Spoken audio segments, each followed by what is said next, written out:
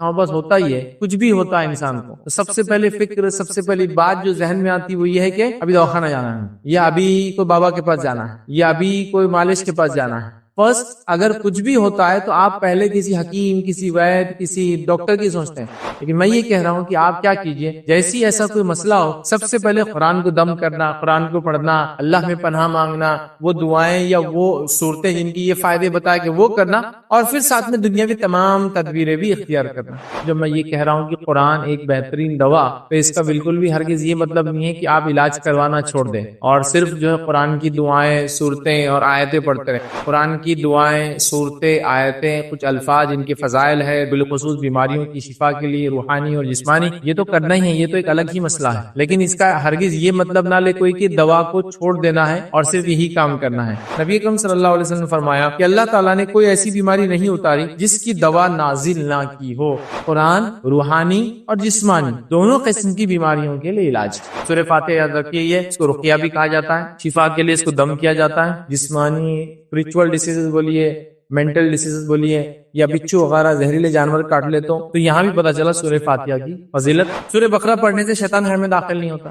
جب میں آپ کو قرآن ایک بہترین دوا یہ بات کہہ رہا ہوں تو آپ کے ذہن میں یہ غلط فہمی نہ ڈیولپ ہو جائے کہ میں مکمل طور سے دنیاوی علاج کے آپ کو خلاف بات کر رہا ہوں، بلکہ قرآن ایک دوا ہے، اور قرآن کے علاج کے ساتھ ساتھ جو بھی دنیاوی تدبیریں، ترکیبیں، احتیاطی تدابیریں جو آپ کر سکتے ہیں وہ بھی آپ کر سکتے ہیں، یہی سنت ہے، یاد رکھیں۔ تو بیماری کے تعلق سے ہوگا کہ بیماری میں دوا جو ہوتی ہے تو قرآن ایک بہترین دوا، کہ قرآن کس طرح سے ایک بہترین دوا ہو سکتی ہے، بیماریوں کا علاج ہو سکتی ہے، یہ میں چیز رکھوں گا۔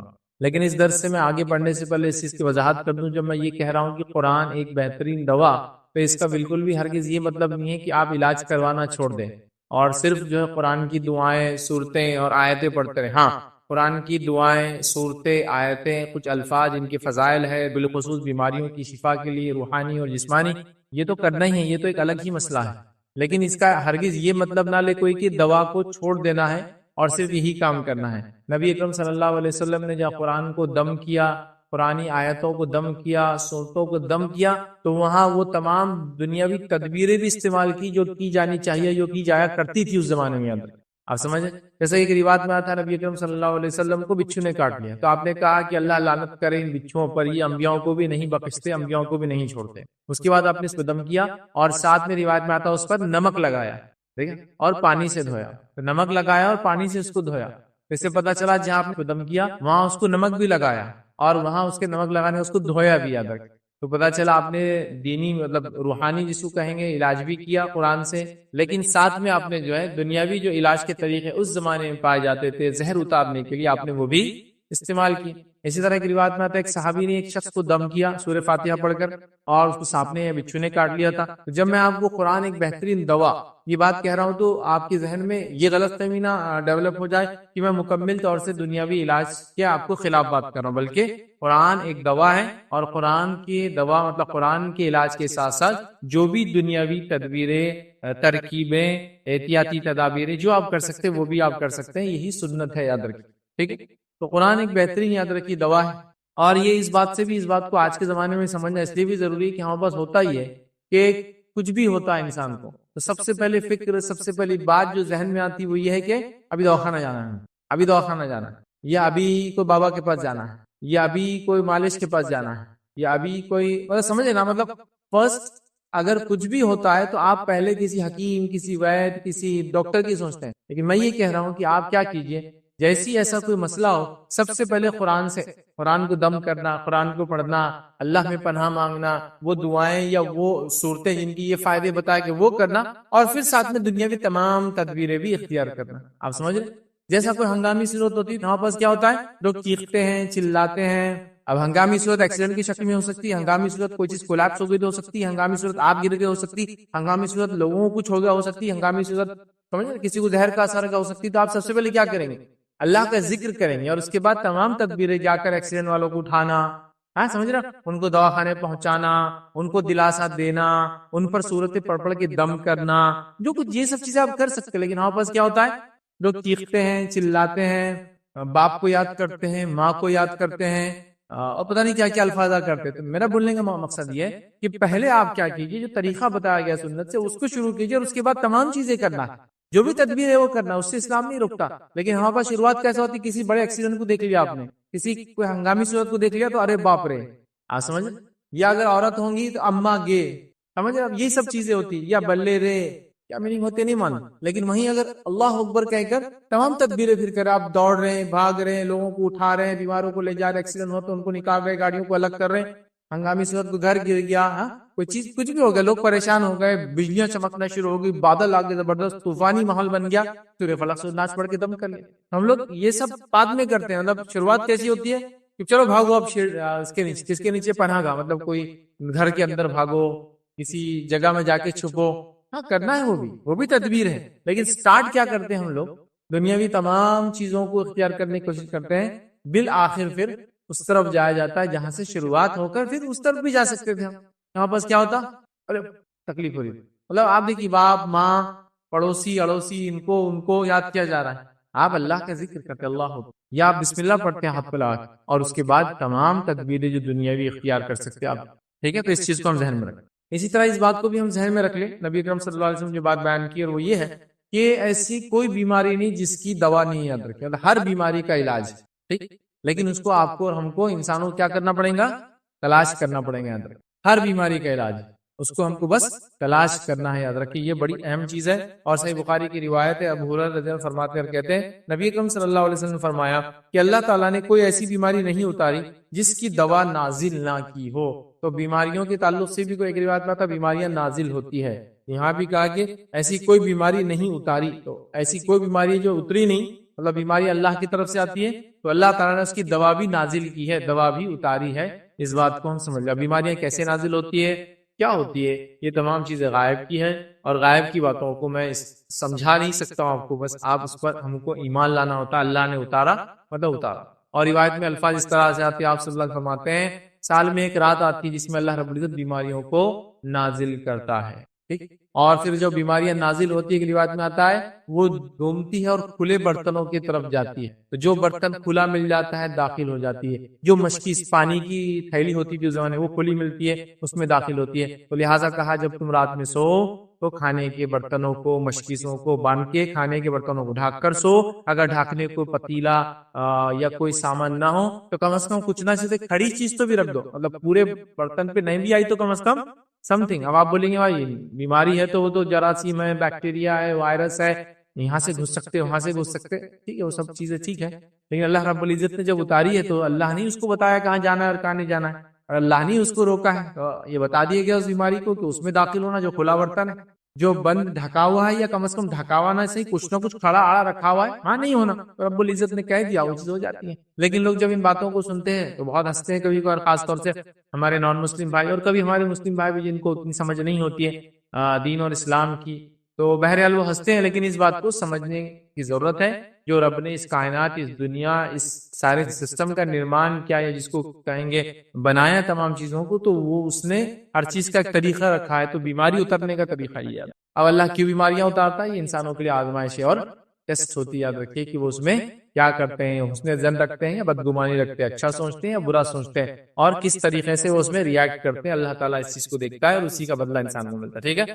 ہر بیماری جو نازل ہوئی ہے وہ اللہ کی طرف سے ہے، تو اس کا علاج بھی اللہ تعالیٰ نے دیا ہے. اللہ کیوں بیماریاں نازل کرتا ہے؟ یہ انسانوں کے لیے آزمائش ہوتی ہے. لوگ کہتے ہیں اگر ایسی آزمائش ہے تو نعوذ باللہ اللہ تو پھر بہت ظالم رب ہوا کہ لوگوں کو ایسے آزماتا ہے. نہیں، یاد رکھیں اگر ٹیچر آپ کو ایگزامینیشن کا پیپر میں اگر کوشچنز بہت ہارڈ لاتا ہے تو وہ آپ کو ایکچولی نیکسٹ فیز کے لیے تیار کر رہا ہے. جو دنیا میں آپ جاؤں گے، جتنا ہارڈ پیپر، جتنے مشقت سے اس ٹریننگ سے گزروں گے، اتنا زیادہ اچھا ریزلٹ ہوگا. ایک ملٹری میں آپ جاتے ہیں، ایڈمیشن لیتے ہیں، اور ملٹری کے اندر جو سلوک ہوتا ہے، جو نئے نئے جوان جاتے ہیں، جو ان کو ٹریننگ ہوتی ہے، کتنی ہارڈ ہوتی ہے نا، کتنی ہارش ہوتی ہے نا. جسمانی طور سے مار کر ٹریننگ، جسم کو اذیت اور تکلیف دے کر ٹریننگ، دن اور رات کھڑے رہ کر ٹریننگ، 20-20 30-30 کلومیٹر سوئمنگ کر کے ٹریننگ. تو آپ کیا بولیں گے کہ ملٹری والے ظالم ہیں؟ نہیں، آپ بولیں گے یہ پرشکشن، یہ جو محنت کرا رہے ہیں، یہ فیوچر میں ایک مضبوط انسان کے لیے ایک زبردست انسان نکلے جو اپنے ملک کی حفاظت کرے، ہے نا. رب العزت بھی جب کوئی ٹیسٹ لاتا ہے تو اس کو ہم کیوں پازیٹیو نہیں لیتے، اس کو نیگیٹو لیتے ہیں. ایسا کیسا؟ اگر وہ محبت کرتا ہے رب تو پھر ہم کو آزمانا نہیں چاہیے. تو پھر ایسی ہونا چاہیے ہم ملٹری پولیس فورسز میں جائے تو چونکہ ہمارا ملک تو ہم سے محبت کرتا ہے، لہٰذا ہم جائے بس بیٹھے اور مفت کے نوالے توڑتے رہے تنخواہ لے کر. وہ محنت مشقت تیار. تو اللہ رب العزت بھی ہیومینٹی کو انسانیت کو تیار کرتا ہے. کبھی بیماریاں ٹیسٹ ہوتی ہے تو کبھی بیماریاں کیا ہوتی ہے انسانوں کے لیے وارننگ ہوتی ہے کہ سمجھ جاؤ صدر جاؤ اپنے کرموں کو اپنے ڈیڈز کو اپنے اعمال کو بدلنا. بہرحال جو بیماری نازل ہوئی اس کی دوا بھی نازل ہوئی. اسی طرح قرآن سے علاج کا نبی اکرم صلی اللہ علیہ وسلم نے حکم دیا اور روایت سلسلۃ الاحادیث صحیحہ کی روایت ہے. عائشہ سے فرماتی ہے کہ نبی اکرم صلی اللہ علیہ وسلم میرے پاس آئے اور ایک عورت میرا علاج کر رہی تھی ٹھیک یا دم کر رہی تھی میرا ٹھیک. تو نبی اکرم صلی اللہ علیہ وسلم نے فرمایا اللہ کی کتاب سے علاج کرو ٹھیک. مطلب وہ دم کر رہی تھی تو آپ نے کہا اللہ کی کتاب سے علاج کرو ٹھیک ہے. تو پتا چلا آپ صلی اللہ علیہ وسلم نے خود کہا کہ وہ دم کر رہی تھی یا کوئی علاج کی کتاب نے کرو لیکن اس سے کرو قرآن سے علاج کرو ٹھیک ہے. تو قرآن سے علاج کرنے کا خود نبی اکرم صلی اللہ علیہ وسلم نے حکم دیا. یقیناً اس درس میں ہم بہت زیادہ تفصیل میں نہیں جائیں گے بس مختصر میں آپ کے سامنے جو 3 نکات کی شکل میں یہ درس آپ کے سامنے رکھوں گا. پہلا نکتہ رکھوں گا قرآن جو ہے کن بیماریوں کے لیے شفا ہے ہم وہ دیکھیں گے. دوسرا نقطہ ہم دیکھیں قرآن کی کون سی صورتیں اور کون سی آیتیں بہت مختصر اس میں شفا بتائی گئی ہے. اور تیسرا پوائنٹ دیکھیں گے وہ مفید چیزیں جن کا ذکر قرآن میں ہوا ہے ٹھیک. تو یہ 3 پوائنٹ کی شکل میں انشاءاللہ آج کا ہم درس میں آپ کے سامنے رکھوں گا. تو آئیے سب سے پہلے قرآن کن بیماریوں کے لیے شفا ہے کن بیماریوں کے لیے کیور ہے کن بیماریوں کے لیے علاج ہے. تو یاد رکھیں قرآن روحانی اور جسمانی دونوں قسم کی بیماریوں کے لیے علاج ہے. قرآن جسمانی اور روحانی یا روحانی اور جسمانی ذہنی یا جسمانی جو بھی کئی الفاظ ادا ہوتے ہیں. فزیکل ڈیزیزز مطلب جو جسم پر ہوتے ہیں اور اس کے بعد آپ اسپرچل مینٹل جو بھی بولے سمجھو جو کسی چیز کو چھو نہیں سکتے ویسی چیز وہ ساروں کا بھی علاج ہے. تو اسپرچل ڈیزیزز جو ہوتے ہیں جیسا چغلی غیبت کینہ بغض تکبر یہ فزیکل نہیں ہوتے نا یہ اندر ہوتے دل کے اندر ہی گندی بیماریاں آتی جھوٹ یہ سب بیماریاں آتی یہ بھی بیماری ہے اس کا بھی علاج ہے. جن جادو یہ بھی سب بیماریاں اس کا بھی علاج ہے. اور وہیں جسمانی بیماریوں کا بھی یاد رکھیے یہ علاج ہے یاد رکھیے ٹھیک ہے. اس چیز کو سمجھنا ہے. تو قرآن کن بیماریوں کا شفا ہے جسمانی بیماریوں کے لیے بھی اور روحانی. تو آئیے پہلے جو ہے روحانی بیماریاں یا مینٹل ڈیزیز یا اسپرچول آپ بولیے جو انسان میں کم وہ قرآن اس کے لیے علاج ہے. اس کے لیے اللہ رب العزت سورہ یونس سورہ نمبر 10 آیت نمبر 57 میں اللہ فرماتا اور کہتا ہے یا ایھا الناس قد جاءتکم موعظۃ من ربکم وشفاء لما فی الصدور وہدی ورحمۃ للمؤمنین. اللہ فرماتا اور کہتا ہے اے لوگو تمہارے پاس تمہارے رب کی طرف سے ایسی چیز آئی ہے جو نصیحت ہے اور دلوں میں جو روگ ہیں ان کے لیے شفا ہے. جو دل میں روگ ہو جاتے ہیں نا اس کے لیے شفا ہے اور رہنمائی کرنے والی اور ایمان والوں کے لیے رحمت ہے. تو دل کے بیماریوں کا علاج اسپرچول ڈیزیز اس کا قرآن جو ہے علاج ہے جس میں نے آپ کو بتا دیا کینہ بغض تکبر یہ سب کہاں رہتا ہے انسان دل میں ہوتا ہے. حسد اس کا مرکز کہاں ہے دل ہی ہے. انسان کے دل میں بات آتی ہے انسان کرتا ہے. یہ الگ بات ہے سائنسی اعتبار سے دل سوچتا سمجھتا ہے یا اس طرح سے ہوتا ہے ابھی ہم ثابت نہیں کر سکتے لیکن سائنس کو اگر ہم جانے دیں تو ایک لاجیکل میں بات کروں ایک منطقی اگر بات کروں تو دل بھی سوچتا ہے دماغ بھی سوچتا ہے. اس کی میں دونوں کی سوچنے کی دلیل آپ کو ابھی ایک مثال سے دیتا ہوں کہ ایک انسان دکان پہ گیا اور کوئی چیز خریدنا چاہتا ہے اور اس کو وہ چیز پسند آ گئی. مثال کے طور پر آج کے زمانے میں لے لیجیے آپ ایک مال میں گئے اور آپ ایک سپر اسٹور کے سامنے جا رہے تھے اور وہاں جو ہے موبائل ہے جو ایپل کا جو آئی فون 12 ایکس پرو پتہ نہیں یہ وہ جو بھی ماڈل ہے بہرحال وہ سامنے رکھا ہوا تو دل ایک دم آپ کا اس پر آ جاتا ہے دل اس پر آ جاتا ہے اور آپ کا دل چاہتا ہے موبائل لے لوں. اور یہ دل ہے دل کی سوچ ایسی ہوتی فوراً ایک دوسرا خیال آتا ہے اور یہ خیال دماغ کا ہوتا ہے. جب دل یہ سوچتا ہے کہ یار یہ چیز میں لے لوں اور اس کی چاہت ہوتی ہے کہ اب تو مجھے لینا ہے فوراً ایک نوک نوک ہوتی ہے دل میں اور دماغ بولتا بیٹے ریٹ کا لیبل دیکھ لو سمجھ مطلب اس کی کاسٹ دیکھ لو. تو آدمی کاسٹ دیکھتا رہے 1,40,000 کا جان دو بعد میں دیکھیں. تو آپ دیکھیے 2 خیالات بیک وقت آپ کے ذہن میں آ رہے ہیں. تو ایک کا تعلق دل سے اور دوسرے کا تعلق دماغ سے ہوتا ہے. دماغ ایک دم ریشنل جاتا ہے اور دل بس آ گیا تو آ گیا. مثال ہے گدھے پر بھی دل آ گیا تو آ گیا کیا کریں. لیکن دماغ ویسا نہیں ہوتا ہے. آپ سمجھ رہے یہ سوچ ایک دم واضح ہے اور ہر چیز میں ایسی ہوں ہر چیز کے اندر ایسی دماغ آپ دل اور دماغ کی سوچ ایک وقت میں اپنے اندر دیکھ سکتے ہیں. ایک ریشنل جاتی ہے اور ایک بالکل الاجیکل نہیں بھائی آپ نے کو تو سب یہ کرنا ہی ہے. مثال کے کسی کوئی لڑکی پسند آ گئی مجھے کو اس سے شادی کرنا ہے یہ تو دل کی کیفیت ہے. دماغ کا بیٹا اس کے ماموں چچا بھائیوں کو دیکھیں سیدھے ہو جاؤ. ایک ہی وقت میں 2 خیال چلتے ہیں. یہ چیز ایک دم بالکل کامن ہے. تو سائنٹیفک بیسس نہیں ہے پر دل کیسا سوچتا ہے کہاں اسٹور کرتا ہے کہاں پروسیس کرتا ہے وہ اللہ عالم. لیکن دل بھی مرکز ہے سوچ کا ہے وہ بھی سوچتا ہے کیسے ابھی ہم نہیں کرتے اس لیے. لیکن جتنی جو بیماریاں ہیں دل میں پنپتی یاد رکھیے یہ اس کے لیے کیا ہے؟ شفا ہے. یاد رکھیں کینہ، بغض، تکبر، حسد سب دلوں میں ہوتی ہے، اور اس کی شفا قرآن. نفاق، منافقت جو منافقین نے اختیار کی، دل کی کیفیت تھی نا. ایمان کی تو ایمان کا مرکز دل ہے، اس لیے کہ آپ نے حدیث میں فرمایا التقوی ہاں ہونا، تقوی یہاں ہوتا ہے، یہ مرکز ہے اس کا. ٹھیک ہے، تو بہرحال اس چیز کو سمجھنے کی ضرورت ہے. تو پہلا قرآن جتنی بھی روحانی بیماریاں ہیں، دل کی بیماریاں ہیں، سمجھا، اس کا علاج. دوسرا طرح کہ قرآن جسمانی بیماریوں کا بھی علاج. لیکن یہ بات میں واضح کر دوں، قرآن سے جسمانی بیماریاں اور احادیث سے جسمانی بیماریوں کا علاج ہم تبھی کر پائیں گے پاسبلی جب ہم لوگ اس پر ریسرچ کریں گے. یہ ایک بہت بڑا مسئلہ ہے ہمارے پاس کہ ہم لوگوں نے اس چیز پر ریسرچ کو بالکل بند کر دیا ہے، ریسرچ کو بالکل ختم کر دیا. اب چونکہ اس پر ریسرچ ختم ہو گئی تو بہت ساری چیزوں کو سمجھنا مشکل ہے. بلکہ طب نبوی کے اندر کچھ باتیں آتی ہے کہ فلاں جڑی بوٹی میں فائدہ ہے، فلاں چیز میں فائدہ ہے، لیکن وہ چیز آج کس کو بولتے بہت سے لوگوں کو نہیں پتا. سمجھ رہا بات کو؟ کیونکہ ریسرچ ورک نہیں. اور یہ بڑی افسوس کی بات ہے، مسلمانوں نے یونانی طب کو تو باقی رکھا، یونانی تو بھول گئے ان کے طب کو. یونانی میڈیسن دیکھیے آپ پوری اردو میں اور دنیا میں، مسلمانوں نے اس کو باقی رکھا. عربی میں ملیں گی، اردو میں ملیں گی آپ کو پوری، مطلب یونانی طب سمجھ رہے نا آپ. یونان کی جو میڈیسن ہے وہ تو باقی رہے گی. طب نبوی کہاں ہے بتائیے آپ؟ طب نبوی کا وہی نسخہ ملیں گا جو 750 سال پہلے لکھا ہوا ہے. اس میں جو باتیں بتائے گی وہ چیزیں کس کو بولتے ہیں آج کس کو بھی نہیں پتا. ہاں اس سے مراد شاید یہ ہوگا، اس سے مراد شاید. اس پہ ریسرچ ورک. جیسے حدیث میں آتا ہے کالے بیج میں موت کے علاوہ تمام چیزوں کی شفا ہے. کالا بیج سے مراد کلونجی جو ہم کھاتے ہیں، موت کے علاوہ تمام چیزوں کی شفا. ٹھیک ہے، لیکن اس پہ ایک ریسرچ ورک کی ضرورت ہے کہ کیسے، کس کے ساتھ ملتا ہے تو کس چیز میں شفا دیتا ہے، کس کے ساتھ ملتا ہے تو کیا کرتا ہے، آئل فارم میں کیسی شفا ہے، ڈرائی کھائے تو کیا ہوتا ہے، ویٹ کھائے تو کیا ہوتا ہے، فلاں دوا سے مل کے کیا اثر کرتا ہے، یہ کرے تو کیا ہوتا ہے، چھلکا نکال کے کھانے کا یہ اثر ہے، اندر کا. تو ریسرچ لگتی بھائی. اگر میں آپ سے کہوں تو مٹی کے اندر تمام مادے دنیا میں جو پائے جاتے ہیں وہ ملتے ہیں. بس ایسی مٹی اٹھائیں گے تو آپ کو لوہا، تانبا، سونا، چاندی مل جائیں گا کیا؟ اس کے مختلف مٹی کی اقسام ہے، وہاں جا کے مختلف قسم سے آپ کو گہرائی میں جانا پڑے گا، پھر مختلف قسم کے ٹیمپریچر سے پگھلانا پڑے گا، پھر مختلف قسم کی دھاتیں الگ الگ ہوتی جائیں گی. پروسیس ہے پورا. تو یہ بڑی افسوس کی بات ہے یہ سب چیزیں. تو قرآن بھی جسمانی شفا ہے. اللہ رب العزت دیکھیے کیا فرماتا ہے قرآن کے اندر، سورہ بنی اسرائیل سورہ نمبر 17 آیت نمبر 82 میں اللہ فرماتا ہے، کہتا ہے 82 میں وَنُنَزِّلُ مِنَ الْقُرْآنِ مَا هُوَ شِفَاءٌ وَرَحْمَةٌ لِّلْمُؤْمِنِينَ وَلَا يَزِيدُ الظَّالِمِينَ إِلَّا خَسَارًا. اللہ فرماتا ہے یہ قرآن جو ہم نے نازل کیا ہے مومنوں کے لیے تو سراسر شفا ہے. ٹھیک ہے، ہاں ظالموں کو بجز نقصان کے اور کوئی زیادتی نہیں ہوتی. مطلب ظالموں کو تو خسارہ ہے یہ قرآن جو اس پہ ایمان نہیں لاتے، لیکن ایمان والوں کے لیے اس میں شفا ہے. وَنُنَزِّلُ مِنَ الْقُرْآنِ، قرآن میں لفظ شفا ہے. تو اس سے علماء لکھتے ہیں پورا قرآن تو روحانی شفا ہے، لیکن قرآن میں بہت ساری چیزیں جسمانی شفا بھی ہے، فزیکل ڈیسیزز کا بھی کیور ہے. سمجھ رہا؟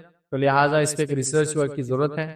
تو وہ لوگ جو میڈیکل فیلڈ میں ہیں، میڈیکل سائنس میں ہیں، طب کے اندر ہے، حکیم خاص طور سے جو قسم کے لوگ ہوتے ہیں، میں ان سے اپیل کروں گا وہ کیا کرے، اس پر ریسرچ کرے. اور پھر قرآن جو چیزیں بتاتا ہے اس کے کیسے کیسے ہیومینٹی کو، انسانیت کو فائدے ہو سکتے ہیں، اس کو نکال کے انسانیت تک ان باتوں کو پہنچائے. اور قرآن میں جو اللہ نے کہا اس میں شفا ہے، وہ شفا لوگوں کو پتا چلے کس طرح سے. چلیے آگے بڑھتے ہیں. اسی طرح دوسرا جو نقطہ آج ہم دیکھیں گے وہ یہ قرآن کے کس حصے میں، کس صورت میں، یہ بعض کون سی آیتیں ہیں یا کون سی باتیں حدیث میں بتائی گئی اس تعلق سے کچھ کہ قرآن کی فلاں چیز میں فائدہ ہے، وہ انشاءاللہ جیسے آپ کے سامنے رکھیں گے. تو قرآن کے کن صورتوں میں یا کن آیتوں کے اندر شفا کے تعلق سے بتایا گیا ہے، اور بہت چند دیکھیں گے. چونکہ ویسے تو میں نے ایک پورا اس پہ لیکچر رکھا ہوں، آپ اگر دیکھنا چاہتے تو دیکھ سکتے ہیں. قرآن کے صورتوں کے فضائل، پھر ایک لیکچر ہے میرا قرآن کی آیتیں اور الفاظ کے فضائل. اس میں تو میں بہت ڈیٹیل میں گیا ہوں، یہاں بس شارٹ میں تاکہ قرآن ایک بہترین دوا ہم لے رہے ہیں تو کیسے دوا ہے، کچھ چیدہ جس کو بولتے ہیں، چنندہ کچھ باتیں آپ کے سامنے رکھوں گا. تو آئیے پہلا سورہ فاتحہ، قرآن کی پہلی سورت ہم دیکھتے ہیں، اسی کے فضائل دیکھتے ہیں. کتنے فضائل سے انداز ہوں گا قرآن کی صورتوں کے، بعض آیتوں کے، بعض الفاظ کے کتنے فضائل ہیں، خاص طور سے بیماری کے معاملے میں یاد رکھیں. ٹھیک ہے، تو سورہ فاتحہ کے تعلق سے ہم جانتے ہیں 2 واقعات ہیں. تصر رکھتا ہوں چونکہ واقعے لمبے ٹائم اتنا نہیں. پہلا واقعہ صحیح بخاری کا ہے، ہم سب جانتے ہیں. ابو سعید خدری رضی اللہ عنہ فرماتے ہیں کہ نبی اکرم صلی اللہ علیہ وسلم نے چند صحابہ کو عرب کے ایک قبیلے پر سے گزر ہوا. اب قبیلے والوں نے ان کی ضیافت نہیں کی، یاد رکھی، اور ان کو کچھ کھلایا پلایا نہیں اور لوٹا دیا قبیلے سے. میں صرف مفہوم رکھ رہا ہوں سرسری. اس کے بعد ہوا یہ کہ وہ جو صحابہ تھے وہ قبیلے سے نکل کر ایک دوسری جگہ چلے گئے اور وہاں جا کے وہ رک گئے. پھر وہ قبیلے کے سردار کی ایک لونڈی دوڑی اور کہا کہ ہمارے سردار کو بچھو نے کاٹ لیا ہے، تو بہرحال ہم کس طرح سے اس کا علاج کریں. ٹھیک، تو بچھو نے کاٹ لیا ہے. اور ایک صحابی اٹھے کہا کہ میں اس کا علاج جانتا ہوں، انشاءاللہ میں اس کا علاج کروں گا. اور وہ آگے گئے، انہوں نے سورہ فاتحہ کو پڑھ کر کے ان پہ دم کیا اور دم کر کے اس کو فائدہ ہوا. لیکن انہوں نے کنڈیشن لگا دی تھی کہ مجھے 30 بکریاں چاہیے، چونکہ وہ 30 صحابہ تھے. 30 بکریاں آپ کو دینی ہوں گی اس کے عوض، اس لیے کہ پہلے تو آپ نے ضیافت بھی نہیں ہماری کی، نکال دیا ہم کو بستی سے. 30 بکریاں دینی ہوں گی، ٹھیک ہے. اور انہوں نے ان پہ دم کیا، وہ اچھی ہو گئی. اس کے بعد جو ہے دوسرے صحابہ نے کہا کہ یہ بکریاں تو ہم نہیں لینے والے جب تک کہ نبی اکرم صلی اللہ علیہ وسلم سے اس کے تعلق سے مسئلے کا دریافت نہ کر لے. پھر نبی اکرم صلی اللہ علیہ وسلم کے پاس گئے اور یہ مسئلہ جب آپ سے پوچھا گیا تو آپ مسکرائے اور فرما کے کہا تمہیں کیسے معلوم ہوا کہ سورہ فاتحہ رقیہ ہے، اور پھر کہا ان بکریوں میں میرا بھی ایک حصہ رکھ دو. ٹھیک ہے، ایک لمبے واقعے کا بہت شارٹ سمرائز ورژن میں نے آپ کے ساتھ. اس سے پتا چلا انہوں نے سورہ فاتحہ پڑھی، بچھو کے کاٹے کا علاج ہوا، اور اس کے بعد انہوں نے چونکہ انہوں نے ضیافت نہیں کی تھی، انہوں نے کنڈیشن رکھ دی کہ مجھے کچھ دینا پڑے گا. 30 بکریاں ڈیمانڈ کی، وہ 30 لوگ تھے شاید. جب نبی اکرم صلی اللہ علیہ وسلم کو پتا چلا، جب کیونکہ صحابہ نے کہا ہم تو بکریاں نہیں لیں گے چونکہ تم نے قرآن پڑھا، پیسے لے رہے اس کے بدلے. تو آپ صلی اللہ علیہ وسلم سے سوال کیا گیا، آپ نے جواب دیا کہ میرا بھی حصہ رکھو، مطلب ہاں یہ جائز ہے اس طرح سے اگر کوئی علاج کر لے اور اس کے بدلے کچھ لے لے تو. یہاں یہ واقعہ نے بتا دیا سورہ فاتحہ شفا ہے.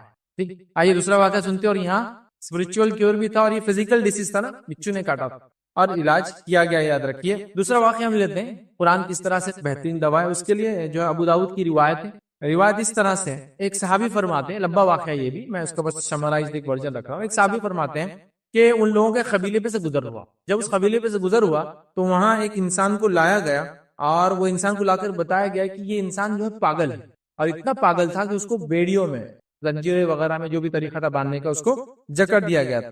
اور اس شخص کے لایا گیا اور کہا گیا کہ اگر اس پہ کوئی دم کر دے، اس کا کوئی علاج کر دے تو بہتر ہو جائے گا. پھر ایک صحابی کہتے ہیں کہ میں 3 دن تک وہاں رکا رہا اور 3 دن تک اس کو سورہ فاتحہ کا دم کرتا رہا. اور 3 دن تک سورہ فاتحہ کا دم کرنے کا اس شخص کو فائدہ یہ ہوا کہ وہ صحیح اور سالم ہو گیا، حشاش اور بشاش ہو گیا. مطلب وہ پہلے پاگل تھا اور سورہ فاتحہ کے 3 دن دم کرنے کا نتیجہ یہ ہوا کہ وہ انسان اچھا ہو گیا. ٹھیک ہے، اور اس کے بعد جو ہے ان لوگوں نے اس صحابی کو اس کی اجرت بھی دی. اجرت سمجھتے ہیں آپ، کسی کام کرنے کے عوض کچھ کاسٹ اماؤنٹ دینا، تو انہوں نے اجرت بھی دی، یاد رکھیں. پھر نبی اکرم صلی اللہ علیہ وسلم سے اس اجرت کے تعلق سے سوال کیا گیا کہ اب یہ اجرت تو اس نے دے دی علاج کے بدلے، میں نے سورہ فاتحہ پڑھا، تب اس اجرت کا، اس اماؤنٹ کا میں کیا کروں؟ تو نبی اکرم صلی اللہ علیہ وسلم جب پوچھا گیا تو آپ نے فرمایا کھاؤ، قسم ہے مجھے عمر دینے والے کی، اور قسم ذات کی اس کے ہاتھ میں میری زندگی عمر دی مجھے. لوگ تو جھوٹا دم کر کے کھاتے ہیں اور تو نے تو جائز دم کیا ہے. تو کہا کھاؤ اس پیسے کو، کوئی مسئلہ نہیں، اس لیے کہ لوگ تو جھوٹا دم کر کے کھاتے ہیں، تو نے تو سچا دم کیا، تو وہ اماؤنٹ لینے میں، اجرت لینے میں تیرے لیے کوئی حرج نہیں ہے. اور پھر انہوں نے کھا لیا. تو یہاں بھی پتا چلا سورہ فاتحہ کی فضیلت کی. سورہ فاتحہ فزیکل ڈیزیزز، ایک مینٹل بیمار تھا، پاگل تھا، اور دوسرا آدمی کو بچھو نے کاٹ دیا، دونوں کے علاج کے لیے سورہ فاتحہ. سورہ فاتحہ یاد رکھیے، یہ اس کو رقیہ بھی کہا جاتا ہے، شفا کے لیے اس کو دم کیا جاتا ہے. جسمانی اسپرچول ڈیزیزز بولیے، مینٹل ڈیزیزز بولیے، یا بچھو وغیرہ زہریلے جانور کاٹ لے تو یہ سورہ فاتحہ ہم نے دیکھ لی. بہرحال تو یہ بعض جو چیزیں تھی جس سے شفا حاصل کی گئی قرآن سے، اس کی ایک مثال تھی سورۃ الفاتحہ. چلیے سورہ بقرہ کے تعلق سے کچھ باتیں آپ کے ساتھ مختصر رکھتا ہوں. سورہ بقرہ پڑھنے سے شیطان گھر میں داخل نہیں ہوتا. اور میں سوچتا ہوں شیطان کتنے سارے مصائب، مصیبتیں، پریشانیوں کا، بے برکتی کا، جادو کا، اور آصف زدگی کا، اور جس کو کہیں گے نقصان کا باعث ہوتا، آپ سب جانتے ہیں، یاد رکھیں. تو لہٰذا سورہ بقرہ پڑھنے سے، صحیح مسلم کی روایت ہے، نبی کریم صلی اللہ علیہ وسلم نے فرمایا اپنے گھروں کو قبرستان نہ بناؤ، اس لیے کہ شیطان اس گھر سے بھاگ جاتا ہے جس میں سورہ بقرہ پڑھی جاتی ہے. اپنے گھروں کو قبرستان نہ بناؤ، اور شیطان اس گھر سے بھاگ جاتا ہے جس میں سورہ بقرہ پڑھی جاتی ہے. تو سورہ بقرہ کی ہم تلاوت کریں اور شیطان نہیں آئے گا تو کتنے فائدے ہیں ہم جانتے ہیں. آیت الکرسی پڑھنے سے ایک فرشتہ ہماری نگرانی کرتا ہے، یہ بھی فائدہ ہے قرآن کا. اور آیت الکرسی سورہ بقرہ کا ایک حصہ ہم جانتے ہیں، 255 نمبر کی آیت ہے، یاد رکھیے. اور بہت ہی جلالی آیت جس کو ہم کہتے ہیں وہ ہے، اس کے بڑے فضائل اور بڑے فائدے ہیں. لیکن جلالی بولے تو آپ ڈر مت جائیے. اب لوگ جلالی بولتے ڈر جاتے. ہم لوگ چھوٹے تھے تو کس نے بول دیا لا الہ الا انت سبحانک انی کنت من الظالمین، یہ بہت جلالی آیت ہے. جلالی بولے تو کیا، اس کو اکیلے کبھی نہیں پڑھنا. اکیلے پڑھے تو بولے اتنی جلالی آیت ہے، کسی نے پڑھ لیا تو ان کا چھت اڑ کے چلے گیا. تو ایسی سب باتیں سنے تو اتنا ڈرتے تھے کہ وہ یہ دعا اگر، جبکہ بہت کامن دعا ہے، ہر تکلیف اور ہر دکھ سے نجات کا طریقہ ہے، اور یہ طریقہ اللہ رب العزت نے اپنے نبی یونس علیہ السلام کو بتایا. لیکن وہ جلالی بولے تو اس سینس میں لے لی کہ وہ پڑھنا نہیں، اکیلے پڑھے تو ٹین اڑ جاتے تھے، کسی کی چھت اڑ گئی، اور ایسے واقعات سن لیے، کو مر گیا پڑھتے اس کو آیت کو، تو مطلب الٹا ہم کو بتا دیا گیا تھا. یہ بات بالکل کامن ہے. قرآن سے دوری کے لیے کئی ایسے مسائل ہمارے پاس ہیں. آپ نے سنا ہے حافظ قرآن بچوں کو نہیں بنانا، پاگل ہو جاتے بچے. بہت سے گاؤں میں لوگ حافظ قرآن صرف بچوں کو اس لیے نہیں بناتے کہ وہاں وہ ہے کہ بولے بچے پاگل ہو جاتے ہیں. بہت سی جگہ عورتیں صرف قرآن اس لیے نہیں پڑھتی کہ بولے قرآن پڑھنے سے جن ان پر حاوی ہو جاتا ہے. میں آپ کو دعوے سے بول رہا ہوں، کئی علاقوں میں عورتیں قرآن نہیں پڑھتی صرف اس لیے کہ جن لپٹ جاتا وہ لوگ قرآن پڑھو، ہے نا. نماز بغیر جانماز کی ہوتی نہیں، قرآن بغیر ریال کے پڑھا نہیں جا سکتا، یہ چیز چاہیے وہ چیز چاہیے، ایسا گھر چاہیے، ایسی زمین چاہیے، ایسی جگہ چاہیے، اتنے کنڈیشن کی نہ قرآن کو پڑھتا ہے نہ نماز کو پڑھتا ہے، ان پہ چلنا بولے تو ایک محال ہے. مطلب اتنی لا علمی کی ایک صاحب ایک گھر میں میرا جانا ہوا تو وہ کہنے لگے ہم بہت دنوں سے نماز نہیں پڑھے. تو کیوں نماز نہیں پڑھے؟ آپ تو بہت نمازی ریگولر پڑھتے تھے. میں بولے وہ جانماز دھلی بھی نہیں. جانماز سے نماز کا کیا تعلق ہے؟ کہیں بھی پڑھ لو، مٹی پہ پڑھ لو، زمین پہ پڑھ لو، پتھر پہ پڑھ لو، سلیب پہ پڑھ لو، صاف جگہ ہے تو پڑھ لو کہیں بھی.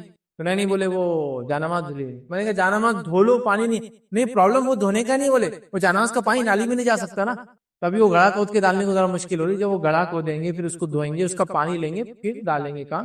سمجھے نا آپ؟ تو شیطان نے کیا کہ اتنی مسائل پیدا کر دیا اور اتنا دور کر دیا ہم کو. تو بہرحال میں تو چھوٹی چھوٹی مثالیں دے رہا ہوں، ایسی سینکڑوں لاتعداد مثالیں آپ خود اپنی زندگی اطراف میں اپنا آپ میں دیکھ سکتے ہیں. بہرحال آگے بڑھتے ہیں. آیت الکرسی پڑھنے سے فرشتہ ہماری حفاظت کرتا ہے. بڑا مشہور واقعہ ہے، بخاری کی روایت ہے، طویل روایت ہے، مفہومی رکھنا چاہیے، بہت لمبے لمبے الفاظ ہیں حدیث کے، بڑی لمبی لمبی روایتیں. ایک صحابی تھے ابو ہریرہ رضی اللہ عنہ، وہ کھجور کی حفاظت پہ رکھے گئے تھے، صدقات خیرات کے زکات کے کھجور تھے. ایک شخص آ کے چرانے لگا، آپ نے اس کو پکڑ لیا اور کہا کہ اب میں تجھے پیش کروں گا، تو نے چوری کی. اس نے کہا کہ معافی چاہتا ہوں، 20 بچے بھوکے تھے، مجبوری میں نے کیا، آئندہ میں نہیں آؤں گا، یہ بولا اس نے، چلے گیا. ابو ہریرہ رضی اللہ عنہ نبی اکرم صلی اللہ علیہ وسلم فجر میں گئے. فجر میں جانے کے بعد بولے رات میں ایسا واقعہ ہوا، تو آپ نے کہا کہ وہ کل پھر آئیں گا. جب آپ صلی اللہ علیہ وسلم کہہ دیا کل پھر آئیں گا تو یہ تو مستعد ہو گیا، اب تو آنا ہی سستی، پھر آ جاؤ. پھر اس کو پکڑ لیا، کہا اب تو آج گیا، آج سزا ملیں گی چرانے کی. پھر اس نے کہا میرے 20 بچے بھوکے تھے، مجبور تھا، اب نہیں آؤں گا. پھر نبی کریم صلی اللہ علیہ وسلم پوچھا کیا ہوا، تو کہا اس نے کہا آپ کل نہیں آئے، تو کہا کل پھر آئیں گے. کل پھر جب تیسرے دن پکڑا تو کہا آپ تو شور ہو گیا، آپ 2 بار معافی مل چکی آلریڈی. اس نے کہا ٹھیک ہے میں اب نہیں آؤں گا، میں تم کو ایک چیز بتاتا ہوں، اگر یہ طریقہ اختیار کرو گے تو ایک فرشتہ تمہاری رات بھر حفاظت کرتا ہے. اس نے کہا پھر کہ تم آیت الکرسی پڑھ لیا کرو سونے سے پہلے تو ایک فرشتہ حفاظت کرتا ہے. یہ کہنے سے ابو ہریرہ نے اس کو چھوڑ دیا. جب فجر میں ملے نبی اکرم صلی اللہ علیہ وسلم سے، آپ صلی اللہ علیہ وسلم نے پوچھا کیا ہوا تمہارے قیدی کا، تو پھر آیا تھا لیکن اس نے کہا کہ تم آیت الکرسی پڑھ لیا کرو، ایک فرشتہ حفاظت کرتا تو میں نے چھوڑ دیا. تو کہا تمہیں پتا ہے وہ کون تھا، تو کہا نہیں. تو کہا وہ شیطان تھا، لیکن جو بات اس نے کہی وہ سچ ہے، آیت الکرسی پڑھنے کی فضیلت. سمجھے بات کو؟ تو لہٰذا آپ دیکھ رہے ہیں آیت الکرسی پڑھنے کا فائدہ. اسی طرح جو سورہ بقرہ کی 2 آیتیں ہر چیز کے لیے کافی ہو جائے، یہ بھی قرآن سے دوا کی ایک مثال ہے. جیسا کہ صحیح مسلم کی روایت ہے، نبی اکرم صلی اللہ علیہ وسلم فرمایا سورہ بقرہ کی آخری 2 آیتیں جو رات کو پڑھے اسے کافی ہو جاتی ہے. کافی سے مراد یہ مر جائے تو مغفرت کے لیے کافی، کافی سے مراد سو جائے تو حفاظت کے لیے کافی. سمجھ رہے آپ؟ کافی سے مراد یہ کہ اگر سو کر اٹھ جائے تو صبح اس کے ایمان اور ایمان تر و تازہ اور ایمان میں باقی رہنے کے لیے کافی ہو جاتی ہے. بڑی فضیلت ہے. اور یہ 2 آیتیں جو نبی اکرم صلی اللہ علیہ وسلم کو اللہ رب العزت نے بلا کر جو معراج میں تحفہ دیا، اس میں سے ایک تحفہ تھا. معراج میں جو تحفے ملے، نماز تو ملا ہی، ساتھ میں 2 آیتیں ملی، اور یہ وعدہ اللہ نے کیا تھا جو شرک پہ نہیں مرے گا اللہ اس کو معاف کر دے گا. ٹھیک، تو سمجھ رہے آپ؟ تو یہ ایک تحفہ تھا. تو یہ بھی جو ہے معراج میں ملی تھی، اور یہ ڈائریکٹ اللہ رب العزت نے نبی اکرم صلی اللہ علیہ وسلم کو دی تھی. تو یہ فائدے سورہ بقرہ کے. تیسرا ایک مثال کے طور پہ، خالی میں سیدھا مثال دے رہا ہوں، یاد ہے کہ ڈیٹیل میں جا رہے ہیں. معوذتین کا پڑھنا، معوذتین سے مراد سورہ فلق اور سورہ ناس کا پڑھنا، یہ بھی شفا ہے. کئی چیزوں میں شفا ہے، فزیکل پروٹیکشن کے لیے، سائیکولوجیکل مینٹل پروٹیکشن کے لیے، ٹھیک ہے، بیماریوں سے پروٹیکشن کے لیے. ارے اس کی بہت فضیلت، وقت ہی نہیں کہ میں ان کو میں نے معوذتین کی فضیلت پہ کئی بہرحال اس سے بڑے لیکچر رکھے ہیں. تو آئیے مختصر تھا، معوذتین سے آندھی طوفان حفاظت کے لیے آپ دعا کر سکتے. نبی اکرم صلی اللہ علیہ وسلم آندھی اور طوفان ہوتا سورہ فلق سورہ ناس پڑھ کے اللہ سے پناہ مانگتے. فزیکل ہو گیا نا، سورہ آندھی طوفان تو فزیکل ہے کچھ تو ٹھیک. اسی طرح معوذتین ہر تکلیف اور مصیبت کے لیے کافی ہو جاتے ہیں. روایت کے اندر الفاظ دیکھیں اس طرح سے آتے ہیں کہ آپ نے فرمایا قل اللہ احد اور معوذتین سورہ فلق سورہ ناس صبح شام 3 بار پڑھ لیا کرو، یہ صورتیں تمہارے لیے ہر تکلیف اور مصیبت میں کافی ہو جاتی. سنن نسائی کی روایت، ہر مصیبت اور تکلیف میں دونوں صورتیں کافی ہے. کتنی بڑی فضیلت ہے. اسی طرح معوذتین کی فضیلت آتی ہے نظر بد سے علاج ہے. آپ صلی اللہ علیہ وسلم پہلے ابتدائی دعائیں پڑھ کے نظر بد سے پناہ مانگتے، اس کے بعد جب سورہ فلق سورہ ناس اتر گئی تو آپ یہ پڑھ کے اللہ سے پناہ مانگتے. تو یہ نظر بد سے بچنے کا علاج ہے. معوذتین سے جو بچھو کے زہر کا علاج ہے، یہ بھی نبی کریم صلی اللہ علیہ وسلم نے خود اپنے لیے کیا. اور روایت کے الفاظ دیکھیے اس طرح سے آتے ہی علی رضی اللہ عنہ فرماتے ہیں کہ نبی اکرم صلی اللہ علیہ وسلم کو بچھو نے ڈنک مار لیا اس حالت میں کہ آپ نماز پڑھ رہے تھے. آپ نے کہا کہ اللہ لعنت کرے بچھوؤں پر، یہ تو انبیاؤں کو بھی نہیں بخشتے. پھر آپ نے اس بچھو کو مار دیا. پھر آپ نے پانی اور نمک منگوایا اور قل یا ایھا الکافرون قل اعوذ برب الفلق اور قل اعوذ برب الناس پڑھتے رہے اور اس پہ دم کرتے رہے. تو پانی اور نمک منگوایا، پانی نمک سے زخم کو دھویا، اور یہ تینوں صورتیں پڑھ کر اپنے اوپر آپ دم کرتے رہے. تو اس سے بھی صورتوں کی فضیلت پتہ چلی. اسی طرح اور بھی جو فضیلتیں آتی ہیں اس میں سے کچھ فضیلتیں یہ، ہر تکلیف اور مصیبت میں یونس علیہ السلام کی دعا. اور اس تعلق سے مستدرک الحاکم کی روایت ہے، آپ صلی اللہ علیہ وسلم کیا فرمایا سنیے. آپ نے فرمایا کیا میں تمہیں ایسی چیز کی خبر نہ دوں کہ اگر کسی دنیا کی آزمائش میں مبتلا ہو اور وہ دعا مانگ لے اللہ سے تو اللہ اس کی آزمائش کو ختم کر دیتا ہے. کسی مصیبت میں تم مبتلا ہو اور میں تمہیں ایک دعا بتاتا ہوں، اگر وہ مانگ لو تم بچ جاؤ گے اس مصیبت سے. عرض کیا گیا کہ جی بتائیے، تو آپ نے فرمایا یونس علیہ السلام کی دعا. اور یونس علیہ السلام کی دعا کیا ہے؟ لا الہ الا انت سبحانک انی کنت من الظالمین. اس کو بھی لوگ بڑی جلالی آیت، کمالی آیت اور یہ بولتے ہیں. ہاں واقعی میں یہ آیت بہت اہمیت کی حامل ہے. ہر تائب توبہ کرنے والا اس کو پڑھے، ہر مصیبت زدہ آدمی اس کو پڑھے، ہر سمندری تکلیف میں آدمی اس کو پڑھے، ہر ایسی تکلیف میں جس میں آدمی دب جاتا ہے، پھنس جاتا ہے، اس میں پڑے. جیسا مائنس میں کوئی پھنس گیا، یونس علیہ السلام بھی مچھلی کے پیٹ میں پھنسے ہوئے تھے، سمندر میں پنڈوبی میں کوئی اندر گیا اور وہ چلنا بند ہو گئی. اسی کی کیفیت ہے نا سمندر میں، پانی میں. اور کوئی ایسے تو سب کے لیے، لیکن ہر دکھ تکلیف سے نکلنے کا طریقہ، ہر مصیبت اور آزمائش کو ختم کرنے کا طریقہ یونس کی دعا. اور وہ یہ ٹھیک ہے، جو کہ بڑی مشہور دعا ہے، سورہ انبیاء کی آیت نمبر 87. یہ یاد رکھیں. چلیے آگے بڑھتے ہیں. ڈر اور خوف سے نجات کے لیے حسبنا اللہ پڑھنا، جو کہ قرآن کی آیت کا ایک، جس کو ہم کہیں گے سورہ آل عمران کی آیت نمبر 173 کا ایک پارٹ ہے. یاد رکھ، حسبنا اللہ، ٹھیک ہے، ونعم الوکیل. اس کے تعلق سے آتا ہے کہ ابراہیم علیہ السلام نے کہا تھا، ابن عباس رضی اللہ عنہ فرماتے ہیں کہ یہ کلمہ حسبنا اللہ ونعم الوکیل ابراہیم علیہ السلام نے کہا تھا اس وقت جب کہ آپ کو آگ میں ڈال دیا گیا تھا، اور یہی کلمہ محمد صلی اللہ علیہ وسلم نے اس وقت کہا تھا جب لوگوں نے مسلمانوں کو ڈرانے کے لیے کہا تھا کہ لوگوں، یعنی قریش نے تمہارے خلاف بڑا سامان جنگ جمع کر رکھا ہے، ان سے ڈرو. لیکن اس بات نے ان مسلمانوں کو جوش اور ایمان میں بڑھا دیا، اور یہ مسلمان بولے کہ ہمارے لیے اللہ کافی ہے اور یہی بہترین ہمارے لیے کارساز ہے، بہترین ہمارا کام بنانے والا. حسبنا اللہ ونعم الوکیل. ہر مصیبت، لوگ، دشمن کا ڈر کوئی آپ کو دلائے، کچھ بھی ہو تو آپ پڑھے، جیسا کہ ابراہیم علیہ السلام کو اٹھا کر آگ میں ڈالا تھا، آپ نے پڑھا تھا حسبنا اللہ ونعم الوکیل. تو یہ پڑھ لینا چاہیے. ٹھیک، اس کے علاوہ انگنت اور بھی باتیں ہیں، بہرحال وقت نہیں، جیسے یا ذی الجلال والاکرام، جس دعا میں شامل کر دیا جائے دعا اللہ رد نہیں کرتا. یا ذی الجلال والاکرام، یہ بھی قرآن کی آیت کا ایک پارٹ. ٹھیک ہے، تو کہیں ہے بہرحال. اس کے لیے اگر تفصیل میں آپ کو جانا ہے تو میرا ایک کمپلیٹ 2 لیکچر ہے، قرآنی صورتوں کے فضائل، اور دوسرا لیکچر ہے قرآنی آیتوں کے اور الفاظ کے فضائل. تو بہرحال اس کو آپ دیکھیں، اس میں ملیں گے. تیسرا پوائنٹ آج کا ہم دیکھیں گے، چند وہ مفید چیزیں جن کا قرآن میں ذکر آیا ہے. ویسے تو کئی ہیں، سنت میں بھی کئی ہیں، چونکہ ہم چونکہ قرآن سے بات کریں اس لیے چند مفید چیزیں جن کا ذکر قرآن میں آیا ہے. پہلی، شہد کو ہم دیکھیں گے.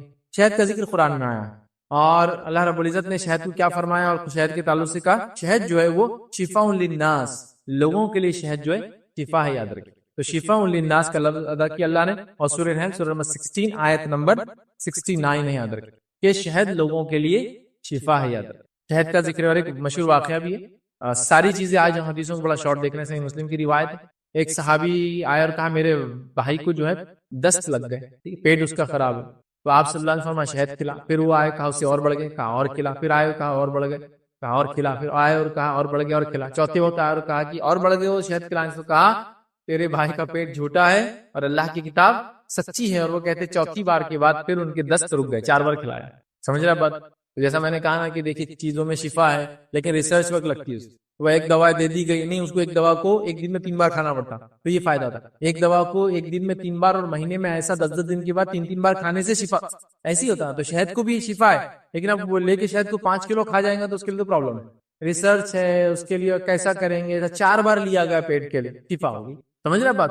تو لہٰذا کہ ریسرچ ہے. لوگ بہت قرآن و سنت کی باتوں ایک دم بلنڈ جس کو بولتے ہیں نا، ارے ہم نے کر لی کچھ فائدہ نہیں ہوا، اس کا مطلب یہ نہیں. تو ایسا نہیں ہوتا ہے. آپ اس کی ترکیب ہے، اس کی ترتیب ہے، اس کا سنت طریقہ ہے، اس کو کرنے کا طریقہ، کھانے کا طریقہ، وقت ہوتا ہے. وہ تمام چیزوں کے لیے ہم کو سوچ وچار کرنے کی، ریسرچ ورک کرنے کی، سمجھنے کی ضرورت. چلیے آگے بڑھتے ہیں. دوسرا دیکھیں گے، ہم یاد رکھیے وہ ہے انجیر اور زیتون. اللہ رب العزت نے والتین والزیتون کی قسم، انجیر اور زیتون قسم کھائے، انجیر اور زیتون.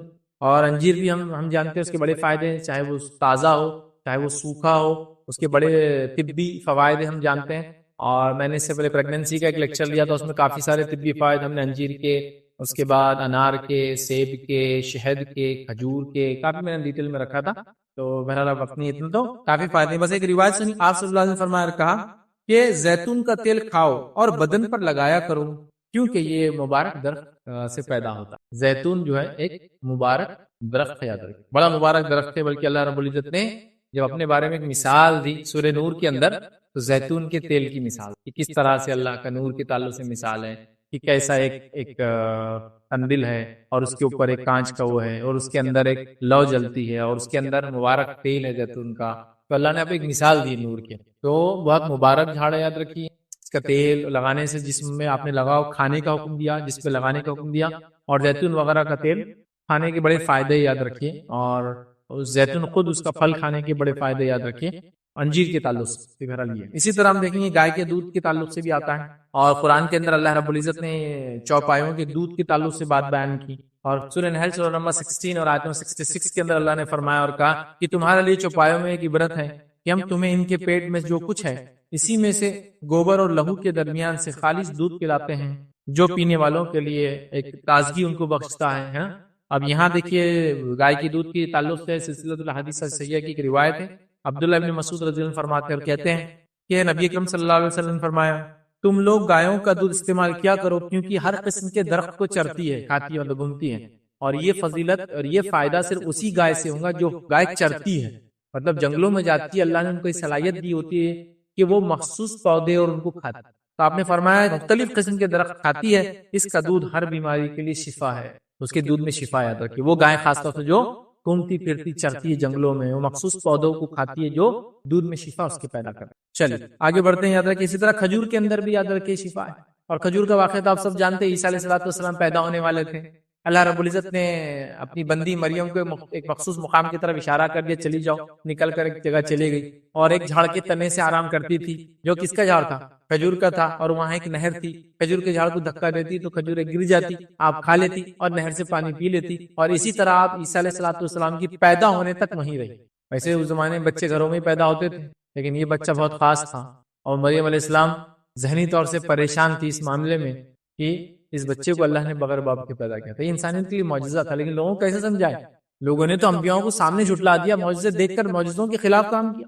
علیہ السلام کی قوم نے دیکھیے اونٹنی کا ڈیمانڈ کیا، اونٹنی آئے تو قتل بھی کر دیا اس کو، بڑی پریشان تھی بیچاری، تو اللہ نے بھیج دیا، کھجور کھاتی رہی، پانی پیتی رہی۔ عیسیٰ علیہ السلام پیدا ہونے کے بعد پھر لے کر آئی قوم کے پاس، قوم نے کہا رے مریم بہت ہی برا کام کیا تم نے، اور تم تو ایسے نہ تھی، ہارون کے خاندان سے، اور تم نے تو نام بدنام کر دیا۔ یہ مریم علیہ السلام نے بچے کی طرف اشارہ کیا، میں تو کچھ نہیں بولوں گی، بچے کی طرف۔ لوگوں نے کہا اتنے سے بچے سے کیا بات کریں گے؟ پھر عیسیٰ علیہ السلام بول پڑے، ٹھیک ہے بہرحال۔ چلیے تو کھجور کے فائدے ہیں۔ اسی طرح ہم دیکھتے ہیں مشروم کے تعلق سے، کمبی جسو کہتے ہیں اردو، مشروم جسو کہتے ہیں عام زبان میں، اس کے تعلق سے بھی اس کی فضائل ہے، اور اس کے تعلق سے قرآن میں من و سلوہ کا جو واقعہ آیا ہے، بہت سی جگہ ہے، اس بنی اسرائیل کا جب بھی واقعہ آئے گا اس میں جو آتا ہے، تو صحیح بخاری کی روایت میں آتا ہے، نبی اکرم صلی اللہ علیہ وسلم نے فرمایا کمبی من میں سے ہے، جو من تھا اس کی ایک قسم جو ہے وہ مشروم ہے جو دنیا میں آ جاتی ہے، من اور سلوہ۔ من بولے تو یہ کوئی چیز تھی جو اگتی تھی، اور سلوہ بولے تو پرندہ ہوتا تھا جو بنی اسرائیل کھاتے تھے، لیکن یہ ہمیشہ ناشکر قوم تھی، انہوں نے ڈیمانڈ کیا نہیں ہم کو زمین کی چیزیں ہونا، اللہ نے کہا جاؤ اس قوم کے پاس، پھر جاؤ لڑو، قوم علاقہ لو اور پھر کھاؤ، وہ بھی نہیں ہونے والا، جاؤ موسیٰ تم اور تمہارا رب لڑکے، ہم نہیں جاتے، تو بہرحال نافرمان قوم تھی۔ تو یہاں جو من تھا تو آپ سے فرماتے ہیں من میں سے ہے، مطلب کمبی جو ہے مشروم جو ہے من کی ایک قسم ہے میں سے، اور اس کا پانی آنکھوں کے لیے شفا ہے۔ ایک ڈاکٹر ہے، طبیب ہے، تو ظاہر سے علاج کرتا ہے، تو طبیب طب کا پیسہ بھی لیتا ہے نا، تو سیم ہے یہ بھی اسپرچول علاج کرتے لے سکتے ہیں، تو جواز ملتا ہے، لیکن اس کو کھینچ تان کر کے ہزاروں لاکھوں تک نہ لے جائے، ورنہ یہ علاج بہت مہنگا ہو جائے گا، ہر کسی کے بس میں نہیں رہے گا، اور پھر لوگ اس سے دور ہٹ کر شرک اور کفر اور برائی کی طرف ہی پڑھنے لگ جائیں گے، کیونکہ اچھی چیز اگر بہت مہنگی ہو جائے تو برائی پھر کیا ہو جاتی؟ کامن اور عام ہو جاتی۔ تو ایسا بالکل نہ کرے، اللہ نے اگر کسی کو اس کا علم دیا ہے تو لوگوں کو زیادہ زیادہ فائدہ پہنچائے، کچھ نفع اور کچھ فائدہ اپنے لیے بھی لیتا ہے تو جواز تو بالکل ملتا ہے، وہ بھی اس کے لیے جائز ہے، بس اتنا نہ کر دے کہ یہ علاج اتنا مہنگا ہو جائے کہ لوگ علاج ہی نہ کرائے، کفر و شرک کی طرف چلے جائے۔ کسی نے سوال کیا فرض نماز میں تکبیر بولنا کیا ضروری ہے؟ تو یاد رکھیے آپ فرض پڑھے، چونکہ چٹھی تو میں خواتین کا سوال سمجھتا ہوں، آپ فرض پڑھے، سنت پڑھے، موقعہ پڑھے، نفل پڑھے، آپ کو ہر چیز پڑھنا ضروری ہے۔ تکبیر پڑھیں گے آپ، تکبیر مطلب نماز میں اللہ اکبر کہہ کے ہاتھ باندھیں گے، سورہ فاتحہ پڑھیں گے، ضمی سورہ پڑھیں گے، سب پڑھنا ہے، آپ سمجھ۔ صرف ایک انسان جب امام کے پیچھے ہوتا ہے تو سورہ فاتحہ کے بعد جو امام دوسری چیزیں پڑھتا ہے اس میں اس کو خاموش سننا ہے، لیکن وہ نماز میں بھی آپ کو رکوع میں اپنی تسبیحات پڑھنا ہے، اٹھنا ہے، سب کرنا ہے۔ تو لہٰذا اگر یہ خواتین کے طرف سوال تھا، ہاں آپ کو ہر تکبیر پڑھنا ہے، ہر چیز پڑھنا ہے، عورتوں کا تو جماعت سے عموماً گھروں میں پڑھتی ہے، اللہ اکبر، پھر ہاتھ باندھیں گے، بسم اللہ، سورہ فاتحہ پڑھیں گے، یہ سب پڑھنا ہے آپ کو، یاد رکھیں۔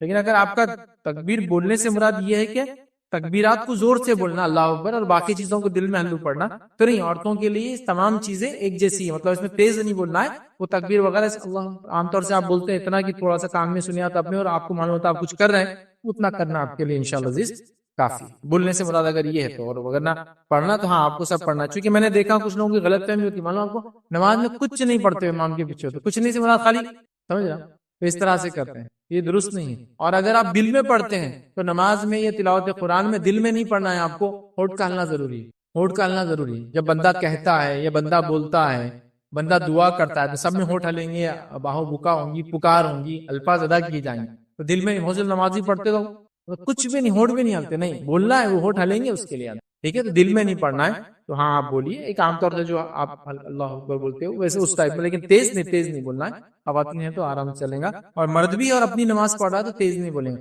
ہاں مرد ہے اور وہ جہری نماز کو جہر میں پڑھنا چاہتا ہے اکیلے بھی، تو پھر تو تیز بولیں گا اللہ اکبر الحمد للہ رب العالمین، وہ سب کریں گا، وہ ایک الگ بات. فیض بھائی، میں نے سنا ہے کہ جو ہجامہ کرتا ہے اسلامی ڈیٹ پہ، جو 16 اور 17 اور 19 اور 21 جو یہ تاریخ اسلامی جو تاریخ رہتی ہے، اس پہ جو ہجامہ کریں گا تو اللہ اس کو ہر ایک بیماری سے شفا دے دیں گا، یہ میں نے سنا ہے. تو یہ بات صحیح ہے؟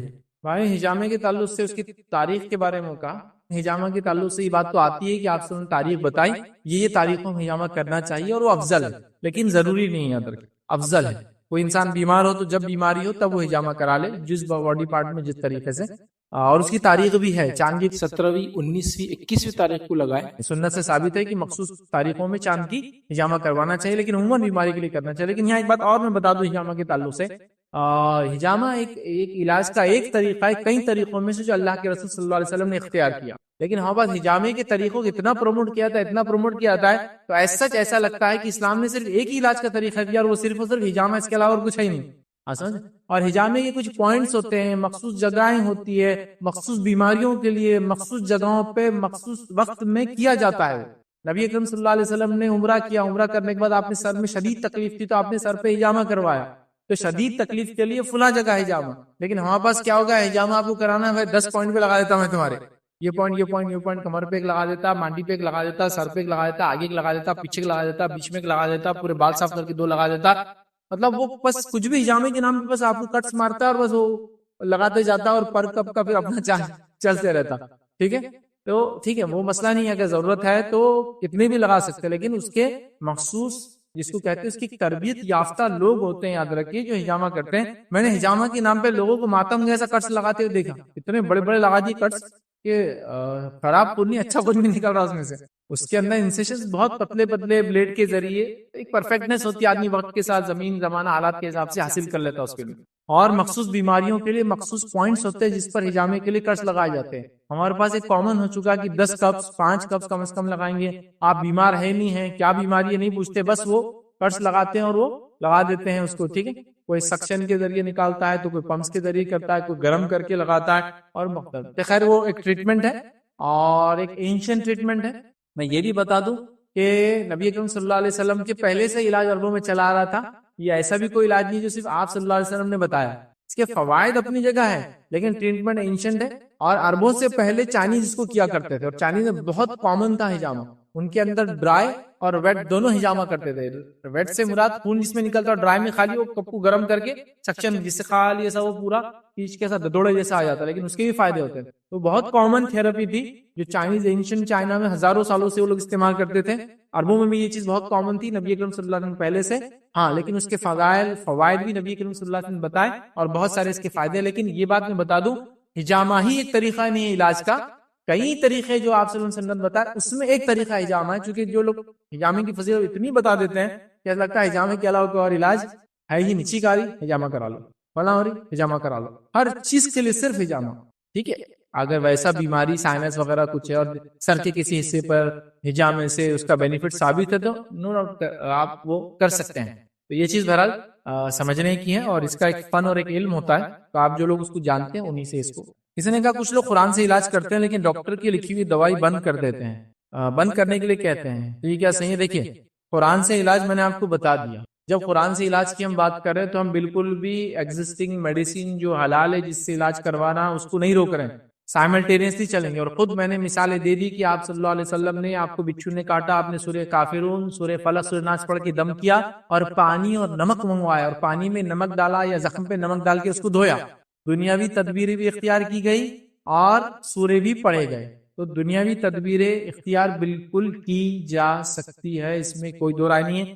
تو یہ کہنا کہ اب قرآن سے علاج کرے ڈاکٹر کا علاج بند کر دو، تو اب یہ ڈیپینڈ ہے بیماری کیا ہے. اگر بیماری 100% صرف ایسی ہے جو دل کی ہے یا اسپرچول ہے تو ٹھیک ہے، پھر تو صحیح بات ہے، اس کے لیے دوا کی آپ کو ضرورت نہیں ہے. جادو وغیرہ ہے تو اس کا سائنٹیفک کچھ نہیں تو وہ تو صحیح ہے. لیکن یہ کہنا کہ قرآن سے علاج ہے تو دوا بند کر دو، یہ ہر کیس میں درست نہیں ہوگا. کچھ کیسز میں ہاں درست بھی ہو سکتا ہے. یہ کیس ٹو کیس کیا بیماری ہے اور کیا علاج کیا جا رہا ہے اس پر ڈیپینڈ ہے. تو میں کہوں گا آپ کنسلٹ کریں، راقی سے پوچھیں کہ بھائی کیوں بند کرائی جا رہی ہے، کیا مجھے مسئلہ ہے، کیا دنیاوی واقعے میں کچھ ایشو ہی نہیں ہے اور صرف یہ مسئلہ ہے. تو ہاں پھر اگر وہ کہتا ہے ہاں دنیاوی کوئی مسئلہ ہی نہیں ہے آپ کو، یہ مسئلہ صرف جن وغیرہ کا، تو بہرحال پھر ویسا آپ کر سکتے. شیخ میرا ایک سوال ہے کہ اسلام میں بہت سارے جانور جو ہے حلال ہے، جو حدیثوں کے اندر ملتے آتے ہیں، جس میں گھوڑا بھی ہے اور کبوتر وغیرہ میں حدیثوں کے اندر پڑھا ہو، اور آج جو اپنے معاشرے میں یہ چیزوں کو حرام کہا جاتا ہے. اور دوسرا میرا یہ سوال ہے کہ بیماری کے لیے جو